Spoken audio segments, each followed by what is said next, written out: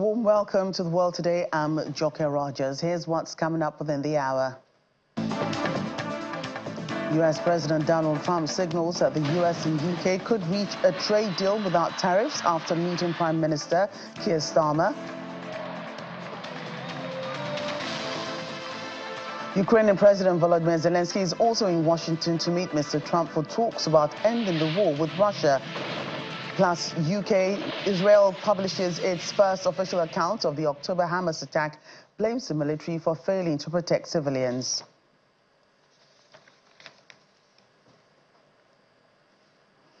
The U.S. President Donald Trump is suggesting that a deal between the U.K. and the U.S. could happen very quickly, which could see Britain avoid the kind of tariffs imposed on other U.S. trading partners. President Trump has repeatedly threatened to impose import taxes on many allies, including 25% on goods made in the European Union.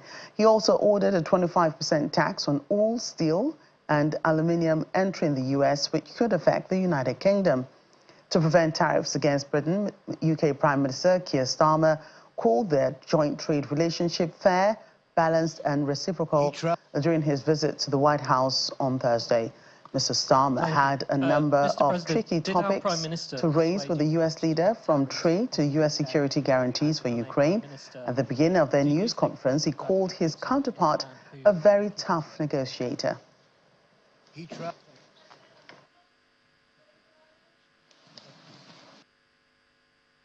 He was working hard, I'll tell you that.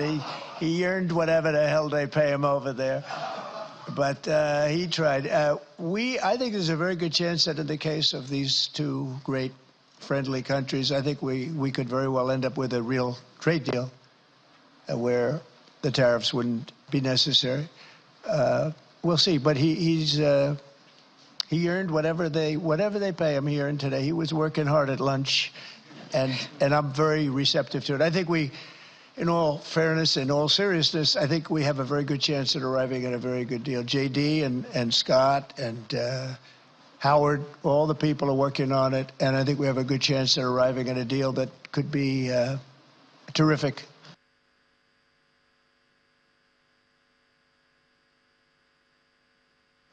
Well, one country the U.S. is not letting off easily is China. Donald Trump says he plans to hit goods from China with a new 10% tariff, the latest salvo in the U.S. president's steadily escalating trade fights.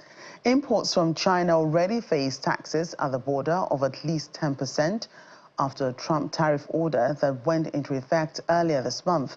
China's Ministry of Foreign Affairs says it strongly expresses its dissatisfaction and resolute opposition to the plans. Mr. Trump also said on Thursday that he intended to move forward with threatened 25% tariffs on imports from Canada and Mexico, which are set to come into effect on March 4. His comments come as officials from Mexico and Canada were in Washington for discussions aimed at heading off that plan. We've done a great job. If you look at Tom Homan, he's been incredible, and Christie, they've done a great job in terms of the border. But the drugs continue to pour into our country, killing hundreds of thousands of people. We're losing substantially more than 100,000 people. I mean, dead. They're dead. The families are destroyed after that happens. So it's not just that. That's the ultimate. The families are absolutely destroyed. The drugs come in through Mexico. They come, a lot of them, not all of them, but a lot of them come from China. And that's why we did that. It's 10 plus 10. Was there confusion on that? There was, sir, yeah. Okay, 10 plus 10. It's a second 10. And I think you're going to see, eventually you're going to see drugs stopping, because the country should not be allowing those drugs to come into the United States of America. And we're not going to allow it to happen. Well, the Ukrainian President Volodymyr Zelensky is also in Washington, D.C. to meet his American counterpart, Donald Trump. The pair are due to discuss and potentially sign a minerals deal, which would give the U.S. access to rare Ukrainian minerals. Terms of the deal have been agreed, but Mr. Zelensky is pushing for Ukrainian security guarantees to be added, something Mr. Trump says should be dealt with by Europe. The meeting is the first between both leaders since the U.S. began direct negotiations with Russia to secure an agreement that would end the years-long war in Ukraine. It comes after French President Emmanuel Macron and UK Prime Minister Keir Starmer visited the White House on separate occasions this week to also discuss the war in Ukraine. While fielding questions from journalists at the White House, UK Prime Minister Keir Starmer reiterated that Britain is ready to put on the ground, boots on the ground in Ukraine. During the news conference with President Trump, Mr. Starmer said that his country is ready to put boots on the ground to support a peace deal in the country. Achieving a lasting peace in Ukraine and ending Russia's full-scale invasion was top on the agenda for Mr. Starmer and Mr. Trump in the UK Prime Minister's first visit to the White House since Mr. Trump took office. This relationship matters more than ever. We remain each other's first partner in defence, ready to come to the other's aid, to counter threats wherever and whenever they may arise. No two militaries are more intertwined than ours. No two countries have done more together to keep people safe.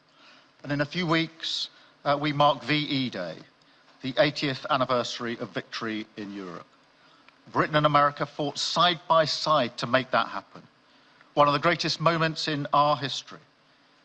We stand side by side still today, and we're focused now on bringing an enduring end to the barbaric war in Ukraine. Mr. President, I welcome your deep and personal commitment to bring peace and to stop the killing. You've created a moment of tremendous opportunity to reach a historic peace deal, a deal that I think would be celebrated in Ukraine and around the world. That is the prize. But we have to get it right.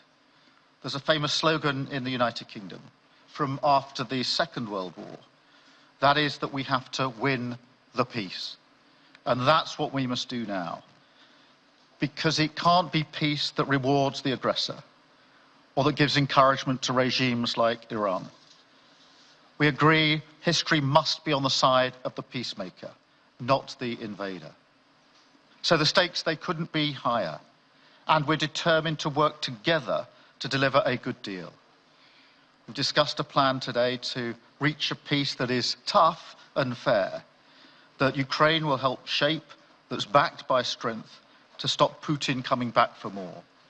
I'm working closely with other European leaders on this, and I'm clear that the UK is ready to put boots on the ground and planes in the air to support a deal, working together with our allies, because that is the only way that peace will last.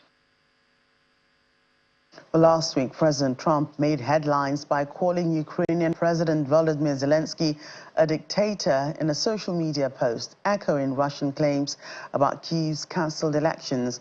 An election was scheduled for May 2024, but it was suspended because Ukraine had been under martial law since Russia began its full-scale invasion. When asked by journalists about his use of the word dictator on Thursday, the U.S. leader softened his stance, expressing respect for Mr. Zelensky ahead of their scheduled meeting. Talking about the potential for a peace deal between Ukraine and Russia, Mr. Trump also said progress towards peace would continue when Mr. Zelensky visits the White House today. I think we're going to have a very good meeting tomorrow, 11 o'clock, and I think we're going to have a very good meeting tomorrow morning. We're going to get along really well, okay? We have a lot of respect. I have a lot of respect for him. We've given them a lot of equipment and a lot of money, but they have fought very bravely, no matter how you figure it. They have really fought. Somebody has to use that equipment, and they have been very brave in that sense. And on the crisis in the Middle East, the UK Prime Minister reiterated his call for Gaza to be reconstructed and for a two-state solution between Israel and Palestine. According to him, the last few weeks of the ceasefire have been very impactful, citing the release of British-Israeli captive Emily Damari, as well as images of thousands of Palestinians marching through rubble as they return to north of Gaza. He says there's a need to allow Palestinians rebuild their lives, and the world must support them in doing that. The last few weeks of the ceasefire have been very impactful, and for me there are two images that I remember more than any other. The first is Emily Damari, who is British, being reunited with her mother. You may remember she had her fingers missing after what she endured. That was an incredible moment. I'd spent a lot of time with her mother whilst she was held captive, and her mother went through absolute torture. The other image was thousands of Palestinians marching through rubble, trying to return to their communities and their homes. So we have to do everything we can to ensure that the ceasefire continues, so that more hostages can be returned, so that aid can be brought in that's desperately needed. We need to allow Palestinians to return and to rebuild their lives, and we must all support them in doing that. And yes, I believe that the two-state solution is ultimately the only way for a lasting peace in the region. Well, another key moment from the US and UK leaders' meeting was that Mr. Kiir did not turn up to the meeting empty-handed. He brought a surprise letter from King Charles to President Trump. Partway through their opening remarks, the Prime Minister reached into his jacket pocket and pulled out an official letter from the British monarch, an invitation for a second state visit. After taking a minute to read the letter, Mr. Trump said he accepted the invite and it would be an honor to visit the fantastic country, adding that King Charles was a beautiful man, a wonderful man.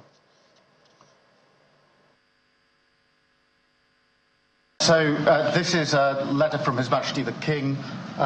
It's an invitation for a second state visit.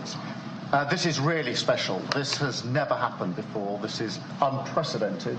I think that just symbolises the strength of the relationship between us. So this is a very special letter. I think the last state visit was a tremendous success. It was. His Majesty the King wants to make this even better than that. So this is truly historic, an unprecedented second state visit, and he wants to talk that through with you. And that says at Windsor. That's really something. Yes. What I haven't got yet is your answer. I do need to. The answer is yes. On behalf of our wonderful First Lady, Melania, and myself, the answer is yes, and we look forward to being there and honoring the King and honoring really your country. Your country is a fantastic country, and it'll be our honor to be there.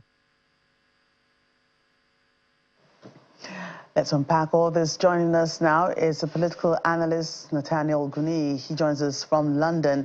A pleasure having you on the program. Good afternoon. So how would you assess Thursday's meeting of the US and UK leaders? So I think Thursday's meeting went very well. You look at the readouts either from Keir Starmer's aides or from journalists who went from the UK to the US for the visit. And overall, the mood on the flight back was quite jubilant. They were quite happy. And I think they were happy for a number of reasons. So first of all, the state visit that Keir Starmer invited Donald Trump to do in the UK is quite significant. As was mentioned, it is unprecedented. It's the first time a second-term president has ever received an invitation for a state visit to the UK. So that's never happened before. And of course, Keir Starmer was very pleased when Donald Trump immediately accepted the invite. And I think more broadly, when you look at the special relationship, the term that we use for the relationship between the UK and the US, it's incredible, right? It crosses culture, it crosses cultural issues, it crosses trade, it crosses economics, it crosses defense. And so you look at the number of US bases that are in the UK, you look at the close working relationship we have from the UK to the US over nuclear weapons, you look at our strong trade links, and so it is a good sign that the meeting went well between our two leaders. And on a potential UK-US trade deal, President Trump says that this could be reached, fairly quickly, as much more softer tone. Well, I mean, it's a much more softer tone than we've seen with Mexico and Canada and, of course, China. Why do you think this is so? Yes, so I think this is down to the way Donald Trump sees the US's trading relationships with those countries. So you look at Mexico and Canada. On one side, I think Donald Trump has felt that the US has been taken advantage of in terms of deals with those countries. And so that's the motivation behind his tariffs that he's threatened or indeed has placed on them. When it comes to China, I think he sees China as an economic threat to the US. And so in a number of areas, he's trying to reduce US reliance on China. He's also pushing other countries to reduce their reliance on China. And indeed, relationships with China were a potential downfall for this visit. So the UK has warmed to China in recent days, or recent months rather. Since Labour was elected last year in July, the government have increasingly warmed to China. The last government said that they would be putting China on a register of foreign interest at the top tier, which represented the government thinking that they were a potential threat. But now the new government have said that they won't be doing that. So that's an example of the softening of the relationship there. But I think more broadly, the UK and US have a good trading relationship. There was a desire to sign a trade deal back in 2020. Indeed, when Donald Trump visited the UK, including stopping at Downing Street in 2020, there was a desire for a trade deal back then. Negotiations opened in 2020, but since stalled. And actually, one of the reasons they stalled was because of the Labour Party, now the Labour government. They were opposed to a deal with the US at the time, and they have now since changed their tune. Right. President Trump also praised the UK's hike in defense spending to 2.5% of the national income, which is expected by 2027. We know this is something Mr. Trump has long pushed his allies to commit to in light of Ukraine's war. Is this laudable? Yes, so it is a good announcement, and that's a cross-party position in the UK. The government made the announcement in the House of Commons earlier this week, and the leader of the opposition, Kemi Badenoch, stood up and supported that. The Conservative Party have long supported an increase in defence spending to 2.5%. And so the Conservative Party supported this ambition. The Labour Party have now announced that they'll be doing it in government. There have been some members of the Labour Party unhappy with the way that this is funded. So earlier this morning, the Minister for International Aid in the UK, a lady called Annalise Dodds, who was once Keir Starmer's Shadow Chancellor, has now quit her role. She has quit her role because she feels that it is untenable given the cuts to international aid that have been made in order to fund the increased defence spending. It's a point of cross-party unity, as I say, and it's a point where Labour have now caught up to the Conservative Party. Although, of course, at the last election, the Conservative Party were calling for this and Labour weren't so keen. And still on the war, this week we've seen French President Emmanuel Macron and UK Prime Minister Keir Starmer visit the White House on separate occasions, of course, to discuss it. Next to shake hands with Donald Trump at the White House was Ukrainian President Volodymyr Zelensky to thrash out the terms of a deal to give the U.S. access to rare minerals in Ukraine. How do you think this plan will play out? So Donald Trump and Zelensky have a complex relationship. Donald Trump has called him a dictator in the past, but then Donald Trump has sort of walked back those comments slightly. So there's a complex relationship between the two. The Ukrainian elections that were scheduled to be held in 2024 were postponed as a consequence of the full-scale invasion of Ukraine. And so there's been some back and forth over whether those elections should happen and so on and so forth. But the relationship between the two is complex. And now that Zelensky's in town, he's in Washington, D.C. to meet Donald Trump, I think we will see that there are two clear dynamics to this. There are the security guarantees that Ukraine will be pushing for, and there is the rare earths mineral deal that the US are pushing for. And so we will have to come to a position on both sides. On the Ukrainian side, I think the US are keen to have access to some of the rare earth minerals. So I'm thinking of titanium, I'm thinking of lithium, and they would like exclusive access, ideally, to these minerals within Ukraine. Exclusive access might be difficult for European partners, so for France or Germany to stomach, but the US is keen to reduce its reliance on the United States is keen to reduce its reliance on China. And so to do so, it would require some minerals from Ukraine. And key details about the deal Mr. Trump and Mrs. Zelensky voices sign have not yet been made public. You know, not all the details. Mr. Zelensky has been pushing for any deal to include a firm security guarantee, as we've, mentioned during our discussions from the U.S., but there's been no such guarantee. None have been offered yet, or we've not heard of any. Do you think the deal will include this, guarantee that the Ukrainian president is desperately seeking? So I suppose security guarantees come in different types, right? At the top end, you could have a strong security guarantee, which would match the Biden era levels of funding for the war in Ukraine. It would maintain the involvement of the US military in Ukraine as things stand currently. That would probably be the top tier of what Zelensky is aiming for.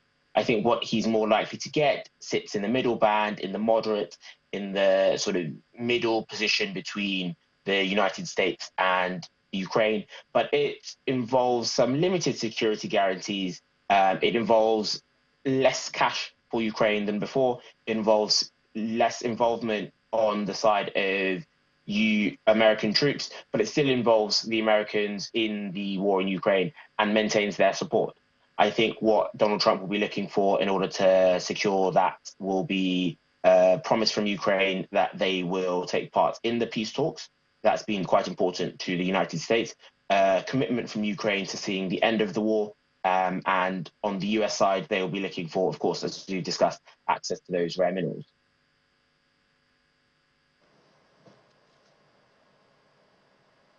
Thank you.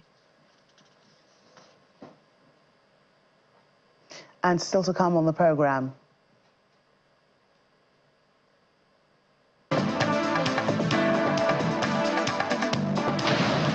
Deadly explosions hit rebel rally in the Democratic Republic of Congo as UN and Congolese government launched a humanitarian response plan seeking $2.5 billion for aid. Details soon.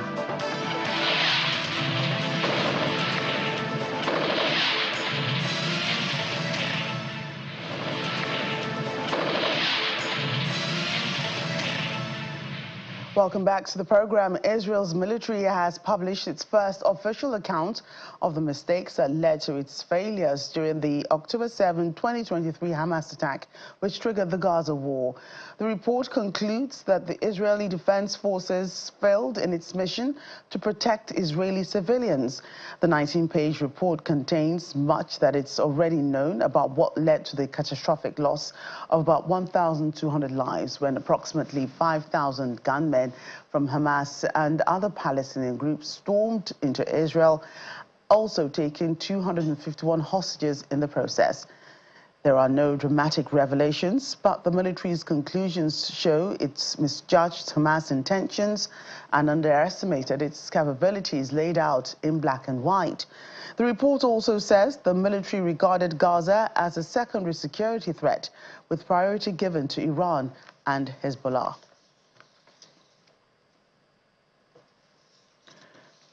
Well, meanwhile, temperatures are still low in Gaza, and heavy rains and cold weather are making survival even more difficult for displaced families living without adequate shelter, such as in tents made of plastic sheeting. These harsh conditions have reportedly claimed the lives of 7 newborns due to hypothermia. According to the Ministry of Health, low temperatures and poor shelter conditions are also increasing the risk of disease spread, especially for infants, pregnant and lactating women, and the elderly.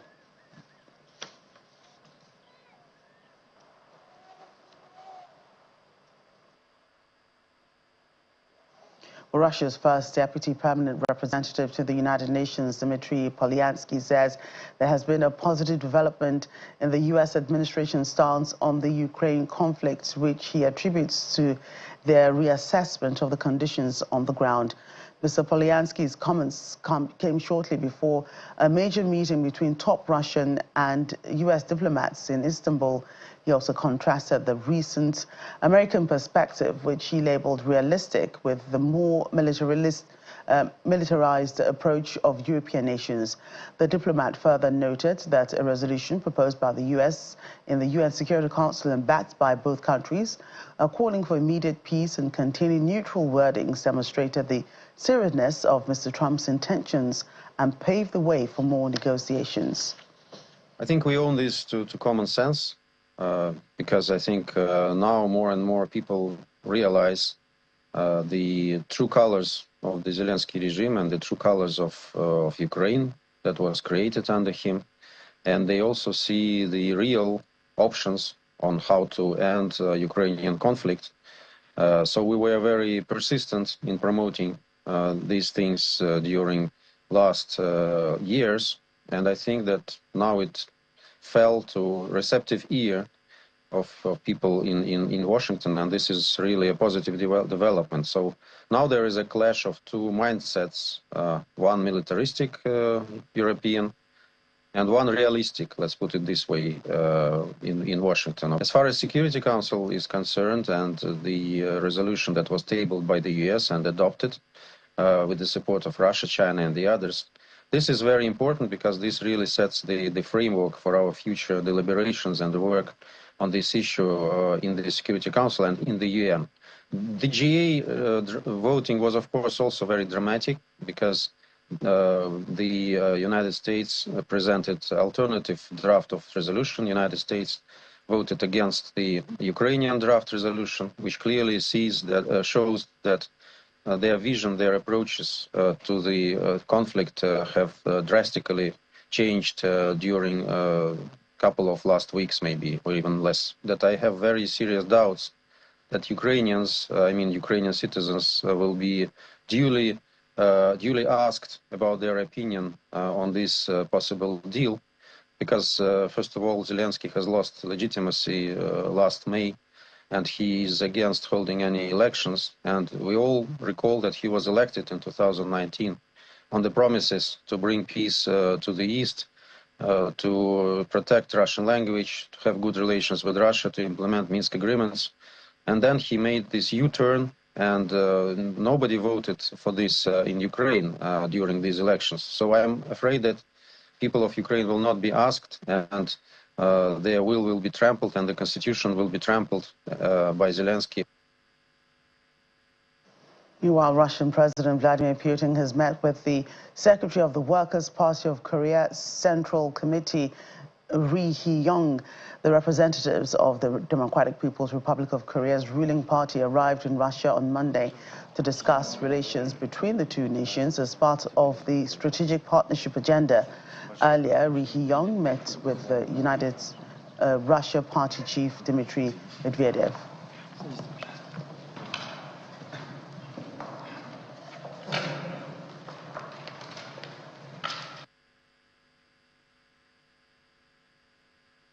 The European Union is scrambling to set up new economic partnerships as it's caught in the crosshairs of threats and demands from the United States. Now, the bloc's president, Ursula von der Leyen, traveled to India for consultations. Here to talk us through this new trade reality is DW's Mattis Richmond. Mattis, great to see you again today. This week, U.S. President Donald Trump said he would slap 25% tariffs on goods from the European Union. Can strengthening ties with India solve the potential headaches that could cause the Europeans? Yeah, well, first, let's take a closer look at what Mr. Trump said on Wednesday. He told reporters imports from the EU would be subjected to 25% duties, but then spoke about tariffs on specific products such as cars. So it isn't immediately clear what Mr. Trump meant, which goods would be targeted, and what a possible implementation date could be. What is clear, however, is that Mr. Trump is ramping up the rhetoric against former close trading partners of the United States. The EU has said it is ready to retaliate and reportedly already has lists of American goods prepared that would be hit by European counter tariffs.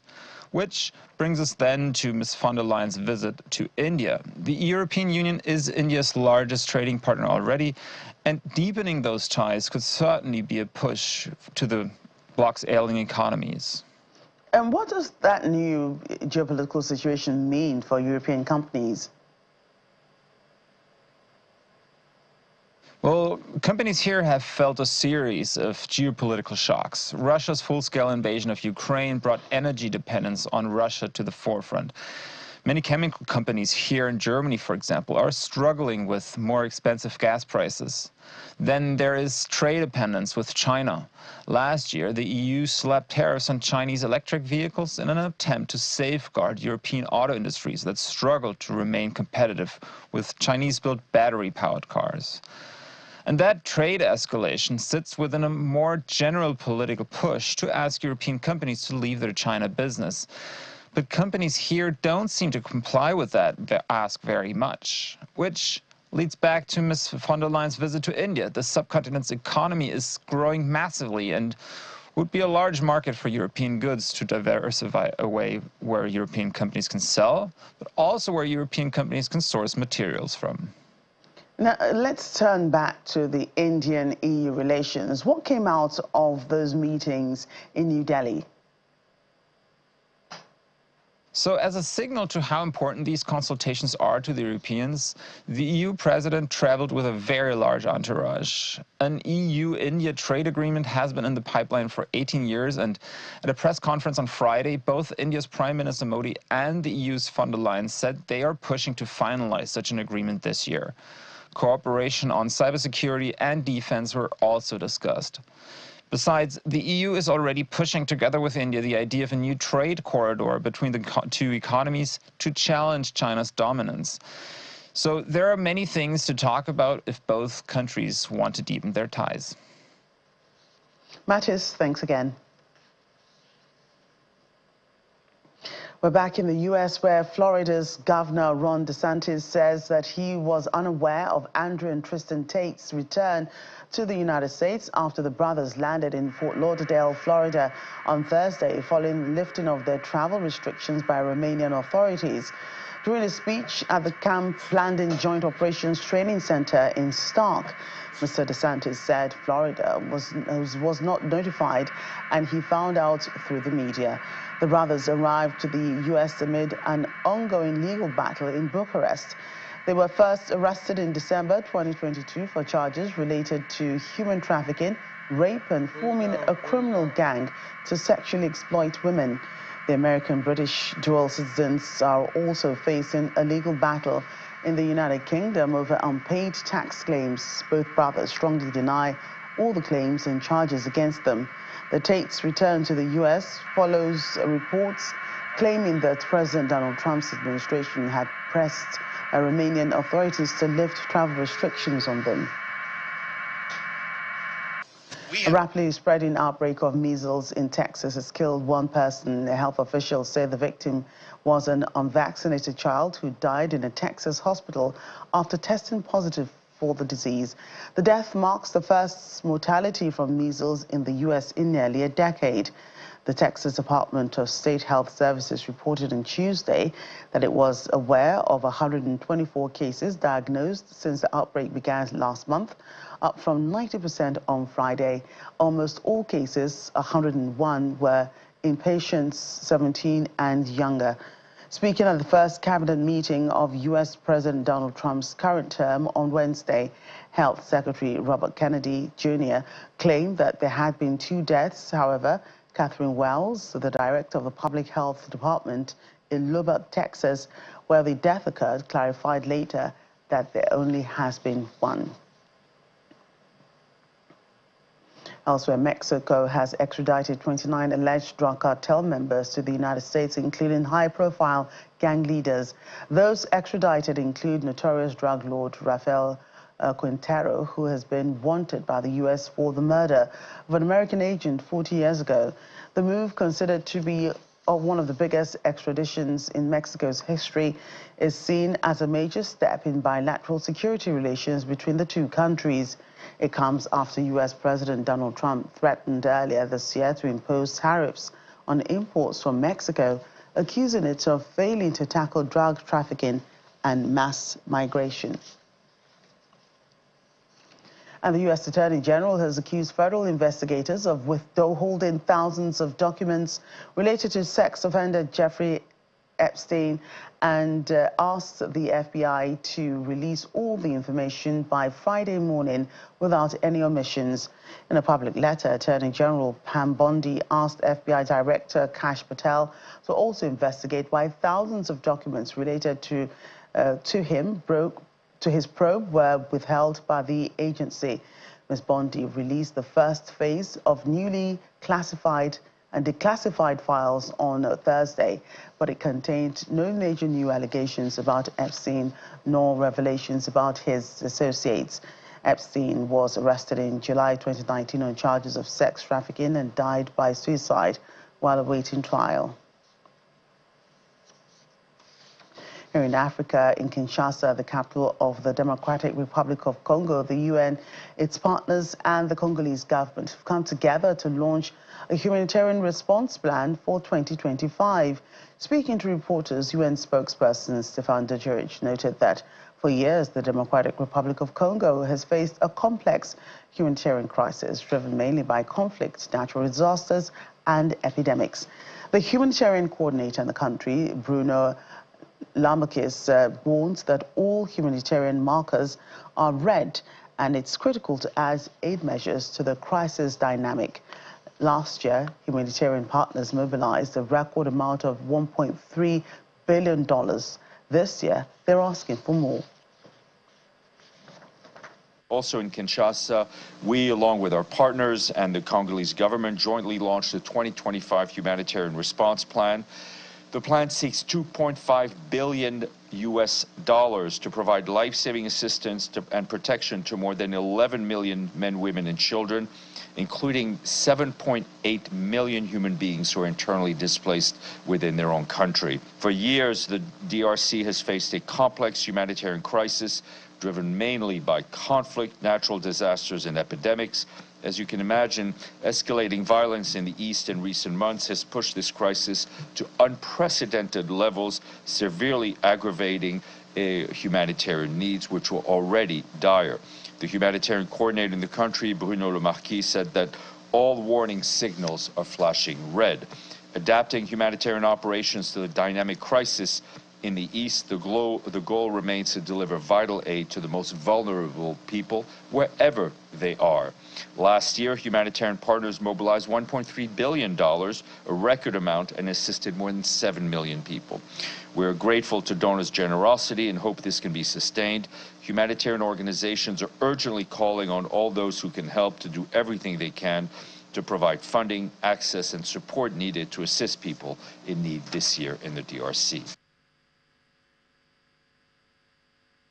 There are reports of more than 8,500 people killed in Goma and its surroundings since January. This coincides with when M23 rebels intensified fighting with government forces and subsequent takeover of the city along with Bukavu. In an address on Thursday, the Health Minister Samuel Roger Kamba added that more than 5,700 people have been injured in the clashes.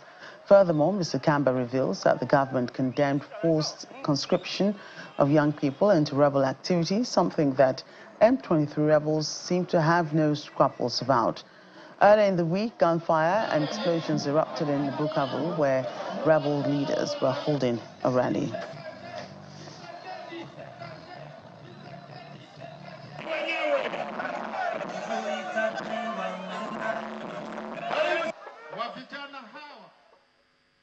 Still ahead on The World Today. A Cape Town farmer is offering 1.2 million South African rand reward for a return of her artistic sheep barn scheme.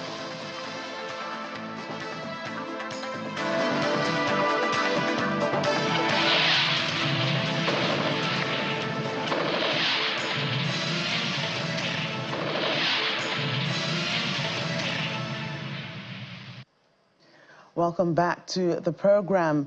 While unemployment remains a challenge for Nigeria's youth, those in Lagos can rely on the collaboration between the King's Trust International and the Lagos State Employment Trust Fund to ease the burden in the state. King's Trust International, formerly Prince's Trust International, was founded by His Majesty King Charles in 2015 to tackle the global crisis of youth unemployment. The collaboration between the King's Trust International and the Lagos State Employment Trust Fund was launched recently in Lagos. Our correspondent Amarachi Ubani reports. Every year, thousands of young Nigerians face the challenge of job seeking after university, with no hopes of being gainfully employed.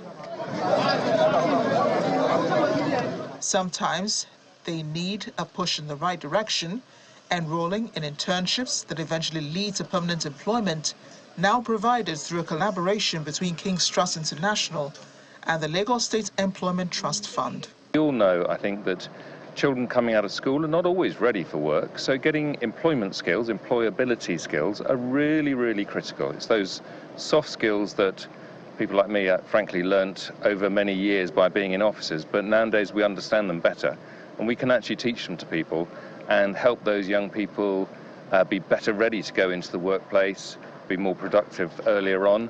We're launching today a new partnership to support young people into entry-level positions in Lagos State, working with a range of different delivery partners who will support young people to gain the core skills that they'll need for the world of work.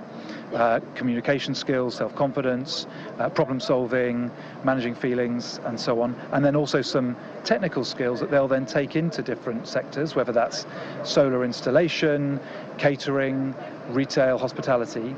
And then we've partnered with local employers who will provide work placements for these young people for up to 3 months. And then we hope take on the young people on a permanent basis. This employability project is looking to upskill and look to train 2,000 youths in Lagos State across 2 core programs, get hired and get a job.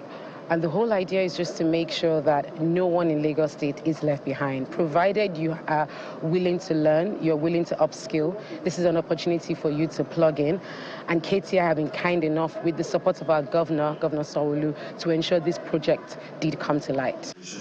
Creative and digital industries. The journey begins with enrolling in vocational training centers funded by the Lagos State government, where they learn soft skills that boost their chances of internships in companies across the state for at least 3 months, at the end of which they will likely be absorbed into a more permanent arrangement. The Lagos State Governor, Babajide Sanwo-Olu, passionate about giving people real skills to make them better human beings, talks about the importance of cementing this partnership.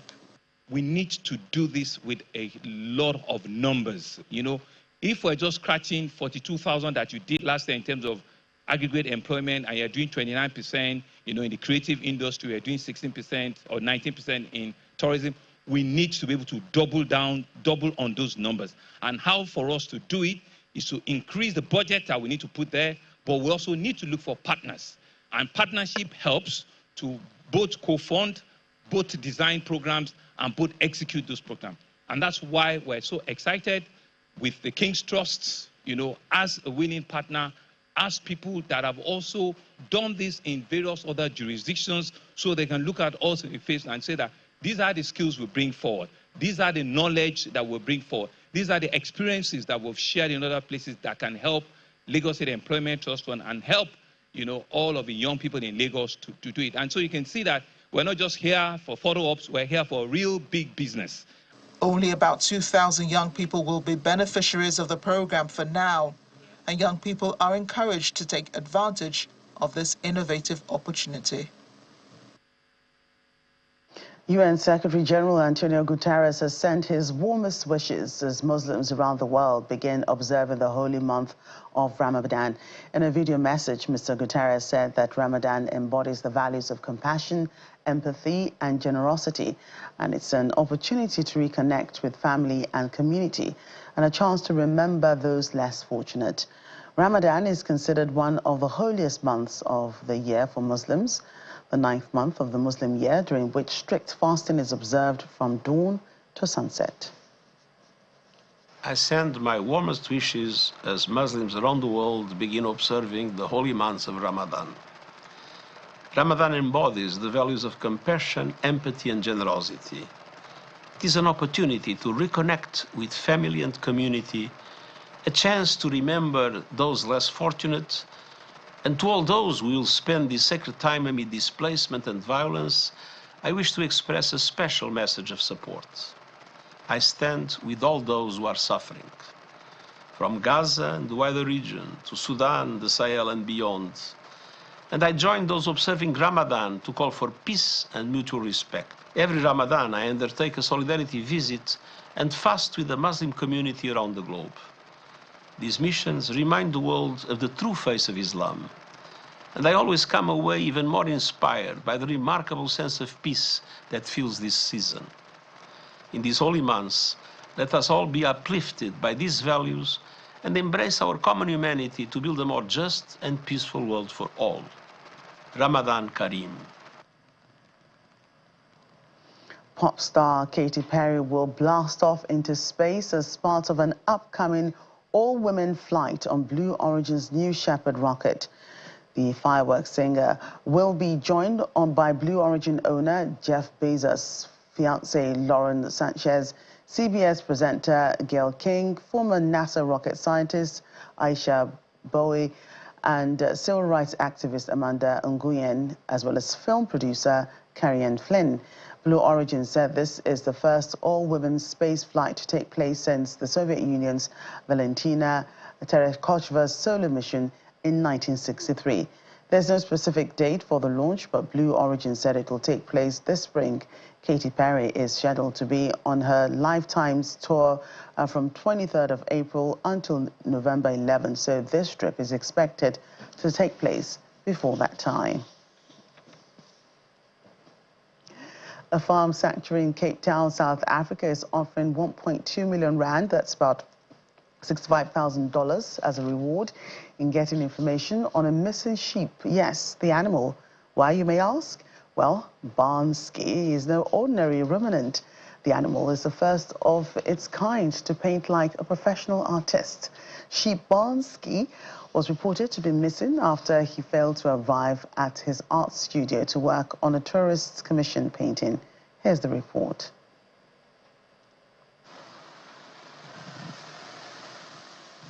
Here is farm sanctuary owner Joan Lefson speaking to officers after filing a case for the missing sheep. The sanctuary filed a police report soon after workers couldn't find the painting sheep in the area. Ms. Lefson describes Bansky as the world's only painting sheep, saying he learned the craft through watching Picasso, the painting pig. And my farm manager saw it, came rushing to me and said, "You won't believe it." The sheep picked up the brush and tried to paint. I didn't believe him at first, and then basically I gave it some thought, and a few months later I was like, I'm going to check to see what this story was about. And lo and behold, I gave him a brush, and sure enough, he knew the basics of painting, and I figured out that he must have learned to watch. He must have learned to paint through watching Picasso paint. In just 2.5 months, Bansky already has many works to his name.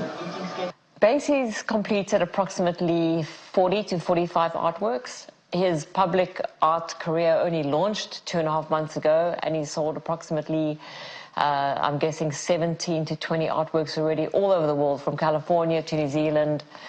So, yeah, still very early on in his career. After spending some time around Bansky, Ms. Lefson's view about sheep has changed. What's been amazing about watching Banksy paint is I've realized how intelligent sheep are. I think in culture we always told sheep are stupid, but they are really not stupid. It's been incredible watching Banksy from the moment he walked into the sanctuary to becoming this wonderful artist. He's got his own character. He loves to please. He loves to paint. He likes certain foods. He doesn't like other foods. He's got his best mates at the sanctuary. Some of the sheep hang out with other animals. It's really been amazing for me to see, and it's really opened my eyes to the intelligence and creativity of sheep.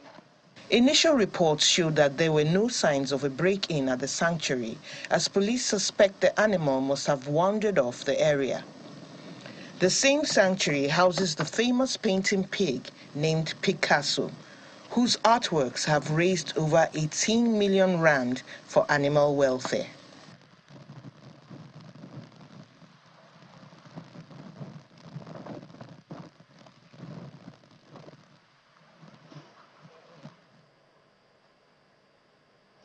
with talented Picasso and Bansky, I must say. We close the world today for the week. Thank you for watching. I'm Joke Rogers.